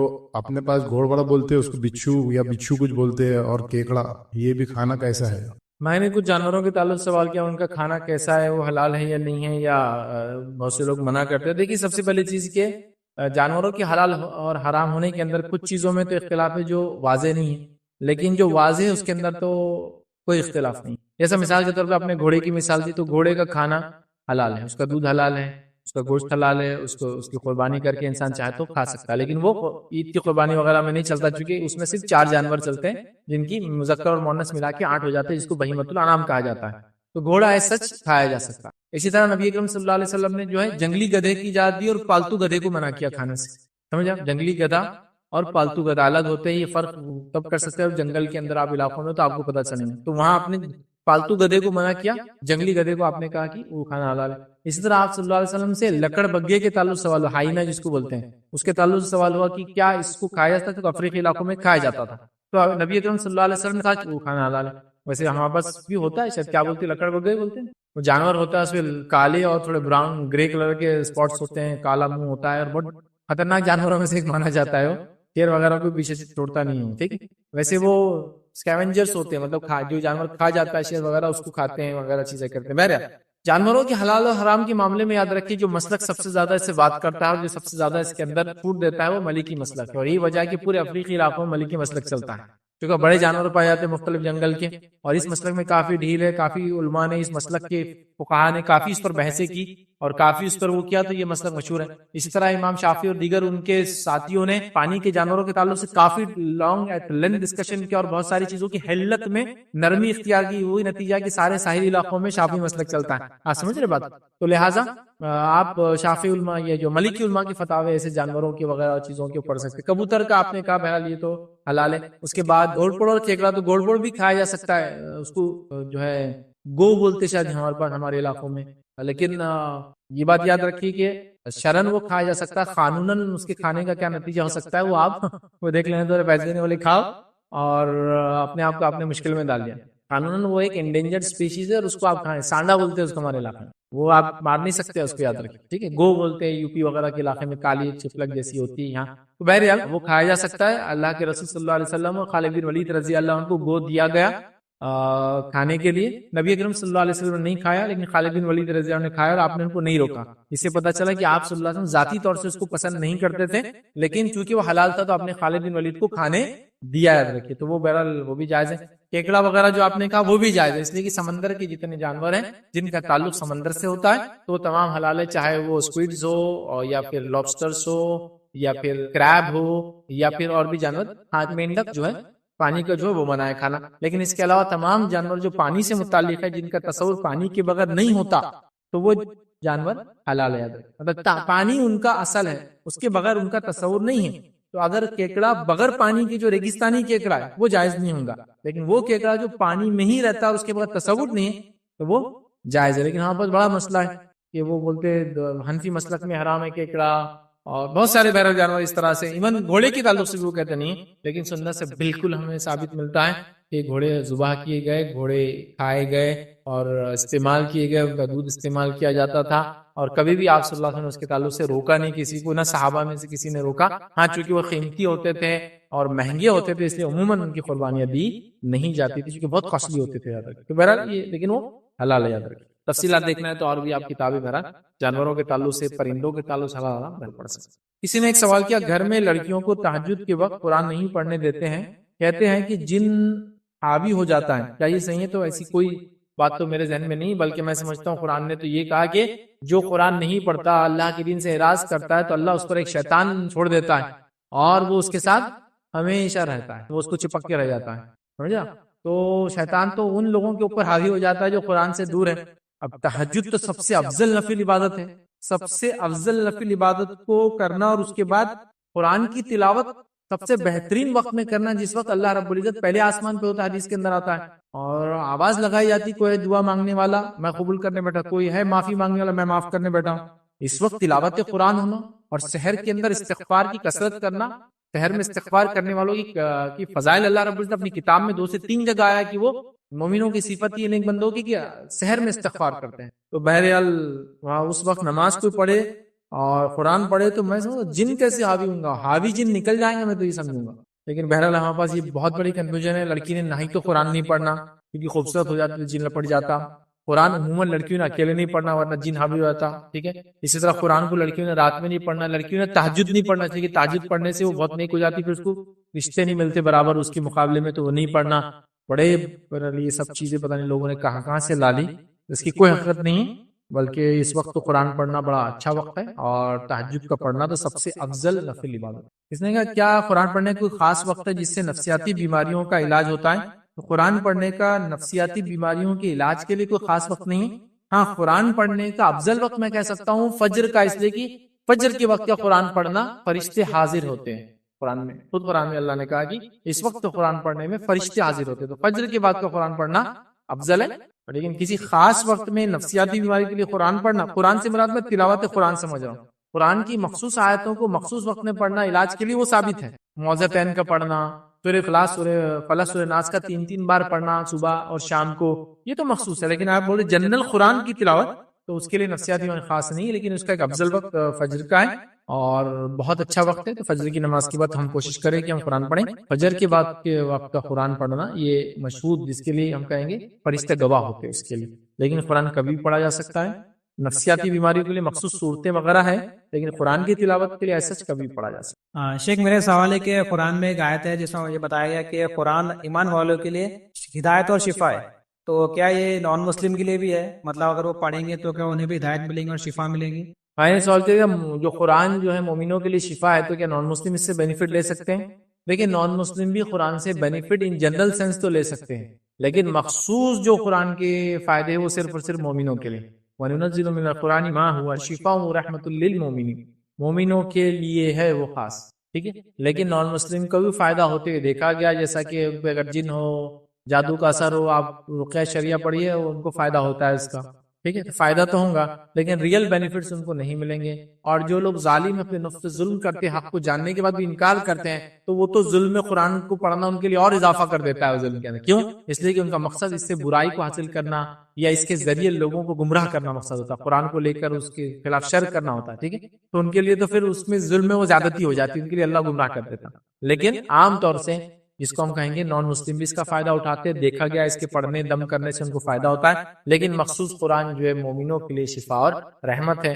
حقیقی اگر فائدہ اٹھانا ہے کسی کو تو اس کو ایمان لانا ہوگا, تب وہ قرآن کا حقیقی فائدہ اٹھا سکتا ہے. جو قرآن ہم پڑھتے ہیں عربی میں, اگر ہم اس کو ترجمہ پڑھیں گے, صرف ترجمہ پڑھیں گے اگر, تو کیا وہ بھی شفا اور اجر کا ثواب ملے؟ میں نے سوال کیا کہ قرآن پڑھے تو خالی اس کا ترجمہ پڑھے تو اس کے لیے اجر و ثواب ہے؟ دیکھیے, قرآن کا ترجمہ کوئی انسان اس نیت سے پڑھے کہ میں اس پہ عمل کروں گا تو اجر و ثواب اس عمل کا ملے گا انشاءاللہ. لیکن قرآن کے الفاظ کا تو ایسا ہے کہ انسان سے تلاوت کرے بھی تو اجر ہے, جیسا اس کو سمجھ میں نہیں آ رہا یا ابھی عمل بھی نہیں کرنا چونکہ سمجھ میں نہیں آتا, اس کو خالی پڑھ رہا ہے, تو بھی ہر حرف پہ 10 نیکی ہے. لیکن جہاں بولے ترجمہ, تو ترجمے کو اس نیت سے پڑھے کہ میں عمل کروں گا تو اس کا اجر ہے.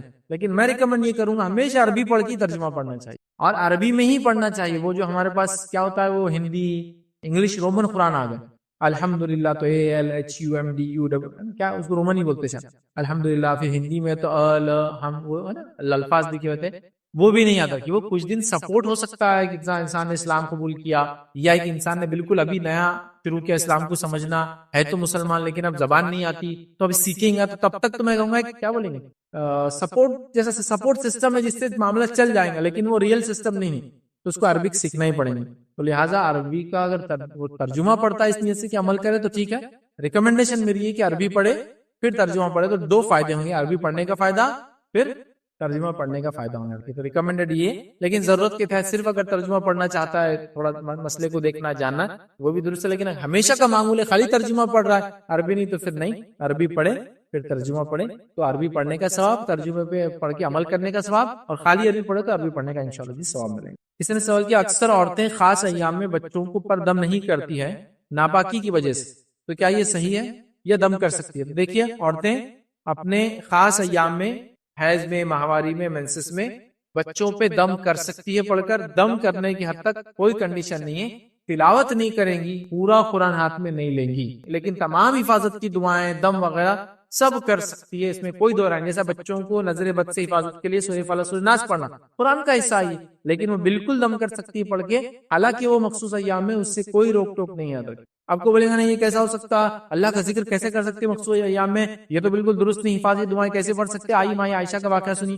ماں عائشہ زنہا حج میں تھی نبی اکرم صلی اللہ علیہ وسلم کے ساتھ, اور ماں عائشہ بیٹھی تھی اور آپ رو رہی تھی ایک مقام پر. اللہ کے رسول صلی اللہ علیہ وسلم پہنچے اور کہا عائشہ کیا بات ہے, کیوں رو رہی ہو؟ تو کہا اللہ کے رسول صلی اللہ علیہ وسلم ہم کو آپ کے ساتھ حج کرنے کا موقع ملا اور مجھے حیض آ گیا. تو کہا تم طواف چھوڑ کر باقی سارے عمل کرو. اور حج میں کیا کیا نہیں ہوتا بتاؤ.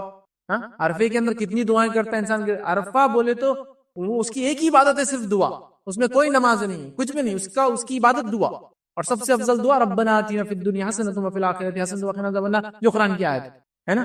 تو کہا کہ طواف چھوڑ کر سب کچھ کرتی رہو. طواف چھوڑ کے سب کچھ کیا انہوں نے, پورا حج اللہ کی حمد و ثنا, بڑائی ہے نا, کبریائی, ساری چیزیں, چاہے وہ عربی جو آیت حدیثوں میں جو ملتی دعائیں وہ ہیں یا پھر قرآن کی آیت. تو عرفہ میں دیکھ لیجئے تو وہ کرتی رہی. اس کے بعد جب آپ حیض سے پاک ہوئی تو آپ نے اگر کیا کروں, تو آپ نے فلاں مقام پر بتایا, وہاں جاؤ اور وہاں جا کے غسل لو اور پھر احرام مطلب نیت کر کے وہاں سے آ جاؤ. وہ عورتوں کے لیے جن کو حج یا عمرے میں جائے اور حیض آ جائے تو ایک مخصوص مقام پہ جا کے اپنے آپ کو ریڈی کر کے آنا پڑتا ہے. اس کو مسجد عائشہ بولتے ہیں اس جگہ کو. آج آپ سمجھے بات کو. تو لہٰذا انہوں نے کیا سب, تو آپ بالکل کر سکتے ہیں. حفاظت کی دعائیں جو کہ قرآنی آیتوں کی شکل میں ہو سکتی ہے, بالکل آپ وہ کر سکتے ہیں. یہاں تک کہ کوئی کتابیں, دینی کتاب کے بھی آپ حیض کی حالت میں پڑھ سکتی ہے. ان دینی کتابوں میں حدیثیں ہوں گی, کوئی مسئلہ نہیں. ان دینی کتابوں کے اندر قرآن آیتیں ہوں گی, اس میں بھی کوئی مسئلہ نہیں. یہاں تک کہ علماء کے فتوے تو اس درجے تک کہ اگر عورتوں کو حیض لمبا آتا ہے اور وہ حافظہ بن رہی, حفظ کر رہی ہے, اور 8-8 دن 9-9 دن کا بھی اتنا لمبا آتا ہے جس سے وہ حفظ بھول سکتی ہے, تو کہا اس میں بھی ریپیٹ کر سکتی ہے, اس لیے کہ وہ مجبور ہے, اگر وہ نہیں کریں گی تو بھول جائیں گے. ماں عائشہ کے دوسرا واقعہ ہے, اللہ کے رسول صلی اللہ علیہ وسلم, آپ نے کہا مسجد نبی میں جا کے وہ چیز لاؤ. انہوں نے کہا اللہ کے رسول صلی اللہ علیہ وسلم میں حائضہ ہوں. تو آپ سے ان کا حیض تیرے ہاتھ پر نہیں آتا ہے, مطلب میں جو کام بول رہا ہوں اس کا کوئی تعلق نہیں ہے, آپ جاؤ خالی اتنا کام کر کے نکل جاؤ. اسی سے علماء لکھتے ہیں کہ مسجد سے گزرنا حائضہ عورت کا, جبکہ ایسا ڈر نہ ہو کہ اس کے حیض کا خون مسجد میں گرے, تو کوئی مسئلہ نہیں گزر جانے میں. اسی بیسس پر علامہ ابن تیمیہ رحمہ اللہ نے یہ فتویٰ دیا تھا کہ وہ عورتیں جو ہے حج میں آتی ہے اور اب طواف ودا ہے جو کہ اس کا پارٹ ہے حج کا رکنا ہے, اور اس وقت اس کو حیض آ جائے, پورا حج تو اس نے کر لیا, اب جاتے وقت حیض آ جائے, قافلہ اس کا رک نہیں سکتا ہے, اکیلی وہ مکہ میں رہ نہیں سکتی. آج کے دور میں بولیے اس کا ویزا نہیں ہے, ایکسپائر ہو جائے گا, اس کا گروپ چلے جائیں گا, وہ رک نہیں سکتی, اس اکیلے کی فلائٹ آگے پیچھے نہیں ہو سکتی ہے. تو ایسی حالت میں وہ کہتے ہیں کہ عورت اپنے آپ کو خوب صاف کرے اور اپنے آپ کو خوب اچھے سے بند کر لے, پیک کر لے, تاکہ خون نہ گرے, اور اس حالت میں طواف کرے, چونکہ وہ رک نہیں سکتے. قافلے اس زمانے میں آتے تھے دور دور علاقوں سے, اب کوئی عراق سے آیا, وہ تھوڑی رک سکتا ہے عورت کے لیے. آپ سمجھ رہے بات. تو ان چیزوں کو سمجھنا ہے. ہم نے حیض کی ناپاکی کو اتنا خطرناک کر دیا کہ عورت کو اچھوت کر دیا پورا, بلکہ عورتیں سلام کا جواب بھی نہیں دیتی, سلام بھی نہیں کرتی کسی کو. سلام تو سمجھ جاتا ہے اچھا سلام کے دن نہیں ہے, سب کر سکتی ہے. ایون قرآن کی تفسیر پڑھ سکتی ہے, پڑھنا ہے تو اس میں آیتیں آ جاتی ہے. کبھی علماء لکھتے ہو مثلا پورا قرآن ہاتھ میں نہیں لیں گی, پورا قرآن جو مصحف ایک ساتھ ہوتی ہے اس کو ہاتھ نہیں لگائیں گی, لیکن حفاظت کے لیے آیتیں, حفاظت آیت الکرسی پڑھ کے سنا سب کے لیے نا, کہ عورتوں کو چھوٹے 9 دن کے لیے فرشتہ نہیں میرا چلتا, ان کو 10 دن کے لیے, کسی کو 7 دن کے لیے, کسی کو 3 دن نہیں چلتا. تو حفاظت کی تو اب زیادہ ضرورت ہے ان کو, اس لیے کہ نماز سے دور ہے, روزے سے بھی دور ہو جاتی ہے اس وجہ سے. اور اسی لیے کہا حدیث میں آتا ہے کہ دین میں کمزوری آ جاتی ہے عورتوں کی. وجہ جب پوچھی گی تو کہا تم حیض کی وجہ سے تمہارے کئی دن کے روزے چھوٹ جاتے اور کئی دن کی نمازیں چھوٹ جاتی. روزوں کی قضا کرنا ہے, نماز کی قضا نہیں. اپنے شوہر سے دور رہیں گی ان دنوں میں, تلاوت قرآن نہیں کریں گی, مسجد میں جا کر بیٹھیں گی نہیں, لیکن گزرنا ہے تو گزر سکتی ہیں وہاں سے. سمجھ رہے بات, کچھ ریسٹرکشنز ہیں لیکن کمپلیٹلی بین نہیں ہے. بالکل آپ اپنے بچوں کو دم کیجئے, بالکل اپنے بچوں پہ آپ دعائیں پڑھ کے وہ کیجئے، بالکل سارے جو عام معاملہ سلام کلام مختلف دعائیں جو عربی میں دی جاتی کرتے رہیے، اس میں انشاءاللہ عزیز شرعی کوئی قباحت اور پابندی نہیں ہے۔ ہمارے پاس اننیسیسری دین کے نام پر، صفائی کے نام پر اتنا مشکل کر دیا گیا، اور نان مسلم تہذیبوں میں جو اس وقت میں عورت کو برا سمجھا جاتا ہے، منحوس سمجھا جاتا ہے، گھر سے دور رکھا جاتا ہے، وہ دونوں کا کمبینیشن ایسا مل گیا کہ عورت بیچاری ان ایام میں مسلم ہی نہیں رہتی، مسلمان ہونا ہے ہی نہیں، ایسا لگتا ہے اس کو، اتنا مطلب دور ہو جاتی ہے اسی کا۔ ایسا نہیں ہے، آپ کا روٹین چلتے رہیں گا، باقی نماز نہیں پڑھیں گے آپ، تلاوت قرآن کی نیت سے قرآن نہیں پڑھیں گے آپ، پورے قرآن کو ہاتھ نہیں لگائیں گے، مسجد میں بیٹھیں گے نہیں، گزرنا ایک الگ مجبوری ہے، شوہر کے ساتھ ہم بستر نہیں کریں گے ورنہ لیٹنا سونا باقی سب ہے، تو کچھ چیزوں کے ریسٹرکشن ہے، باقی تمام چیزیں الاؤڈ اور لیگل ہے۔ کسی نے سوال کیا شوہر اپنے بیوی کے اوڑھنی سے ہاتھ یا منہ صاف کرتے ہیں تو یہ محبت ہے یا